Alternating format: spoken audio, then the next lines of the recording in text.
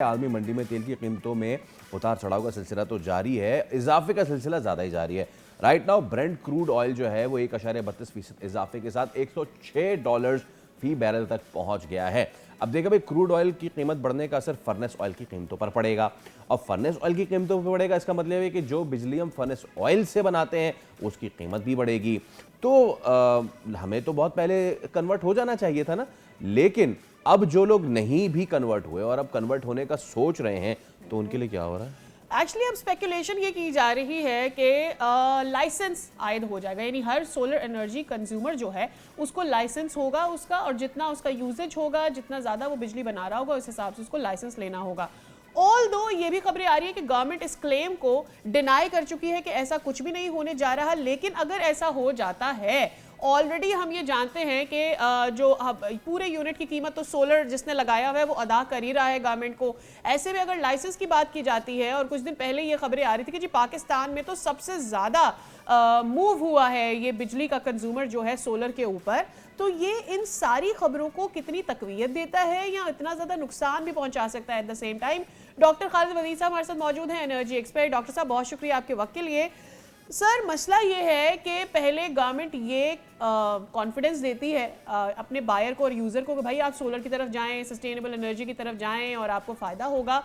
अब ये जो नई खबरें आ रही है लाइसेंस के हवाले से, एक तो ये कि ये कितना प्रैक्टिकल है और क्या वाकई होने जा रहा है?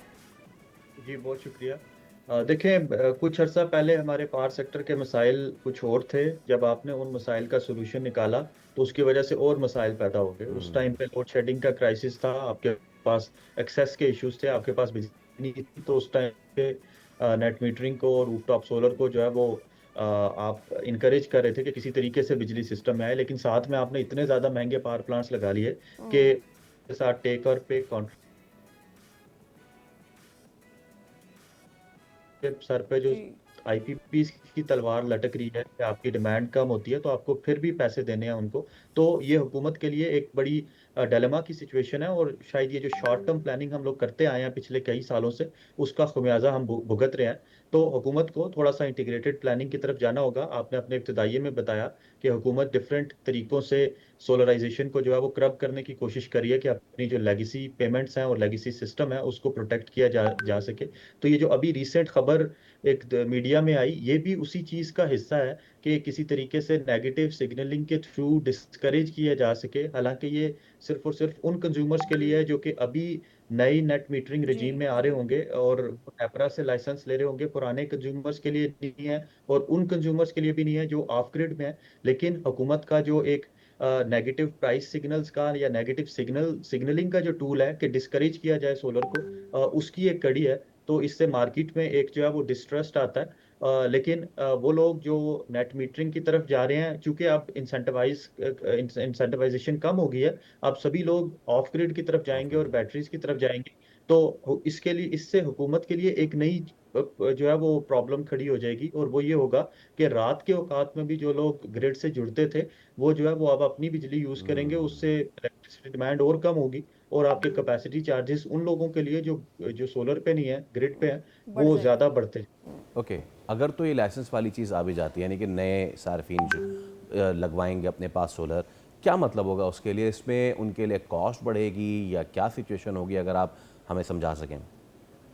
देखिए, इससे पहले ये था कि जो 25 किलोवाट का जो सिस्टम था उसके लिए आपको लाइसेंसिंग की जरूरत नहीं थी, और जो लाइसेंस लेने होते थे वो आप डायरेक्ट डिस्ट्रीब्यूशन कंपनी से लेते थे। अभी वो नेपरा ने अपने पास ले लिया है कि अब आपको एक तो ये कि 25 वाट से कम का भी सिस्टम अगर आप लगा रहे हैं तो भी आपको नेटवर्क लाइसेंस लेना पड़ेगा, नेपरा से लेना पड़ेगा, और उसकी एक फी भी है, और वो फी किलोवाट के हिसाब से है। 1 किलोवाट पे 1000 रुपये है, और अगर आप 10 किलोवाट का सिस्टम लगाते हैं तो 10,000 रुपये आपको जो है वो नेपरा को देने होंगे।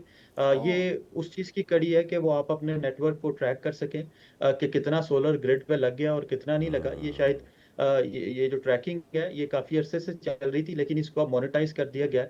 जी, हुकूमत की और कोशिश डॉक्टर अगेन साहब यही है ये भी कि वो अपनी। बताइएगा कि ये जो लाइसेंस है ये लाइफ टाइम होगा, या फॉर एग्जांपल अगर मैंने एक सोलर सिस्टम लगा लिया अपने घर पर, मैंने 25 किलोवाट का लगा लिया है, मैंने वन टाइम पे कर दिया है, क्या मुझे इसे रिन्यू भी कराना पड़ सकता है? Per annum. क्या आगे जाकर इसके चार्जेस बढ़ सकते हैं? और अगर मैं अपनी कैपेसिटी बढ़ाती हूँ फ्रॉम 25 किलोवाट टू अब मैं 35 पे जा रही हूँ, तो फिर मुझे उस दोबारा लाइसेंस लेना पड़ेगा, क्या होगा? देखिए, इससे पहले आपका जो लाइसेंस होता था वो 7 साल का होता था। अभी के रेगुलेशंस में उसको कम करके 5 साल का कर दिया गया है कि आपको 5 साल बाद वो रिन्यू कराना होगा। ऑब्वियसली जब भी आप कोई लाइसेंस रिन्यू कराते हैं उसकी फ़ी तो आपको पे करनी पड़ती है, और अगर आप मार्जिनल टर्म्स में अपनी सोलर की कंजम्पशन को बढ़ा रहे हैं तो आपको ज़रूर वो उसके चार्जेस जो हैं वो बढ़ के देने होंगे।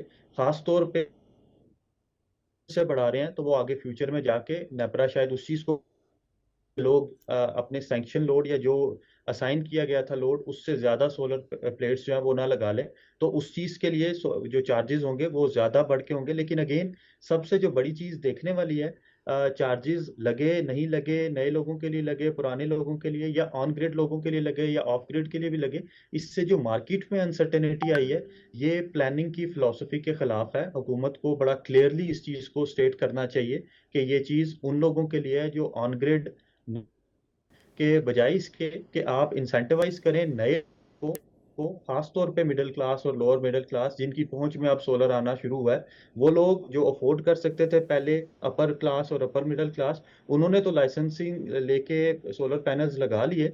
लेकिन अब जब मिडिल क्लास की, लोअर मिडिल क्लास की बारी आई तो आपने सारे इंसेंटिव्स वापस ले लिए। ये अगेन वही एलीट कैप्चर वाला कल्चर है कि आप अमीरों को तो इंसेंटिवाइज कर देते हैं लेकिन जब आम लोगों की बारी आती है तो आप सारे इंसेंटिव्स वापस ले लेते हैं। तो हुकूमत को चाहिए कि इस चीज़ को फ़रोग दें, खास तौर पे उन कंज्यूमर्स के लिए जो कि प्रोटेक्टेड कंज्यूमर्स हैं। प्रोटेक्टेड कंज्यूमर्स वो कंज्यूमर्स हैं जो 200 से कम यूनिट्स यूज़ करते हैं और उनको आप बिजली का यूनिट 10 रुपए का बेचते हैं और ख़ुद हुकूमत सब्सिडाइज करती है। IMF का जो प्रोग्राम है उसके मुताबिक 2027 में आपने ये सारे के सारी सब्सिडी जो है वापस लेनी है। इसका मतलब है प्रोटेक्टेड कंज्यूमर्स के लिए भी बिजली का जो बिल है वो ज़्यादा हो जाएगा, प्राइस ज़्यादा हो जाएगी। तो बजाय इसके कि आप उनको टारगेटेड सब्सिडी दें या कैश ग्रांट्स दें, आप उनको सोलर पैनल्स दे के आप उनसे सब्सिडी वापस लें, वो शायद ज़्यादा सस्टेनेबल हो। डॉक्टर साहब, thank you so much for your time. और हम उम्मीद ही कर सकते हैं आवाम के लिए आसानी जो हो वो सामने खुलकर सामने आए। द प्रॉब्लम है कि कुछ सवाल मज़ीद कुछ तशनगी रह गई तो वो अपनी आपस की गुफ्तगू में कर लेते हैं, और वो ये कि जो डॉक्टर साहब कह रहे थे कि एक नेगेटिव सेंटिमेंट जाएगा अक्रॉस द यूज़र्स, क्या वो नेगेटिव सेंटिमेंट मार्केट पे भी असर करेगा? This is one thing. आप कितना ज़्यादा डिस्करेज कर सकते हैं एक आदमी जो कि, और ये ऑलरेडी फर्नेस ऑयल पे बनने वाली बिजली की बढ़ती कीमतों का इम्पैक्ट आना शुरू हो चुका है। You see in the month of, अब मैं, क्योंकि हम कराची में, तो वी टॉक अबाउट कराची में ही वो बिल्स जो कि नहीं आने चाहिए थे इतने ज़्यादा, वो लोग जिन्होंने अभी सोलर नहीं लगवाया, जो अभी भी कन्वेंशनल बिजली इस्तेमाल कर रहे हैं, दैट हैज़ डबल्ड। क्यों? क्योंकि फर्नेस ऑयल की कीमतें डबल हो चुकी है। With this leaves me with the thing Sadia, हम अपने प्लेटफॉर्म से पूरी दुनिया ये चीख के कह रही थी कि जी रिजर्व्स डिप्लीट हो रहे हैं, जिन तरीक़ों से हम बिजली बना रहे हैं वो सस्टेनेबल नहीं है, तो कन्वर्ट कर लें, नहीं किया। ये डिज़ास्टर सामने आ गया कि जंग हो रही है और ये जंग मज़ीद बढ़ती है तो रिजर्व्स कम हो या ना हो, जंग की वजह से तो मामला ख़राब होंगे ही। Which leaves me with this thing again wondering कि और कौन सा बहाना चाहिए हमें ऑन अ नेशनल लेवल के हम इसको ठीक कर सकें। पिछले 5 साल से हम अभी तक यही नहीं हैंडल कर पाए हैं कि हमारे जो कैपेसिटी चार्जेस हैं, जिसकी वजह से हम बार बार इधर का चेंज उधर लाते हैं और नए नए टैक्सेस और नई नई चीज़ें लेकर आ रहे होते हैं, उन कैपेसिटी चार्जेस को हम किस ऑल्टरनेटिव वे से कम कर सकते हैं बजाय इसके कि कंज्यूमर पर उसका बोझ डालते हैं। सब्सक्राइब करें और बेल दबाएं ताकि कोई खबर रह न जाए।